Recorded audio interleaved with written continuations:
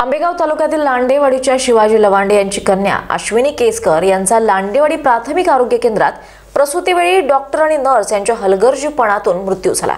मुलगा अत्यवस्थ अवस्थेत असताना त्याचा जबाब आणि खोटी सही वैद्यकीय अधिकाऱ्यांनी घेतली असा आरोप मिरके कुटुंबियाचा आहे आणि याचा तपास सीबीआय कडे सोपवण्यात यावा अशी मागणी करत वंचित बहुजन आघाडीने मंचर पोलीस स्टेशन दखल घेत नसल्याने आक्रोश मोर्चा काढलाय। वंचित बहुजन आघाडी आंबेगाव तालुकाध्यक्ष शिवाजी राजगुरू, जुन्नर तालुकाध्यक्ष गणेश वाहवळ, उपाध्यक्ष पंकज सरोदे, संभाजी राजगुरू, सागर जगताप, अतिश उघाडे, वंचित ट्रान्सपोर्ट युनियनचे प्रदीप साळवे, महासचिव मधुकर चाबुकस्वार, महिला अध्यक्ष दीपाली साबळे, अनिल गायकवाड, शशिकांत भालेराव, निलेश देठे, देवा देठे, फकीरा देठे, धनेश राजगुरू, रोहिदास शिशुपाल, विक्रांत आल्हाट, जुन्नर महिला अध्यक्षा वैशाली खुडे, सुरैया शेख आणि भारतीय विद्यार्थी सेना उद्धव बाळासाहेब ठाकरे, तालुका प्रमुख प्राध्यापक अनिल निघोट यांच्यासह जुन्नर आंबेगाव तालुक्यातून बहुसंख्येने वंचितचे कार्यकर्ते हजर होते। संपर्क प्रमुख आणि मिरके या मुलाची आई संगीता मिरके, अश्विनी केसकरचे वडील शिवाजी लवांडे, आई वंदना लवांडे यात न्याय मागण्यासाठी सहभागी झाले होते। या बातमीचा आढावा घेतलाय आमचे स्टार महाराष्ट्र न्यूजचे आंबेगाव तालुका प्रतिनिधी नंदू बोराडे यांनी। पाहूयात। नंदू बोराडे,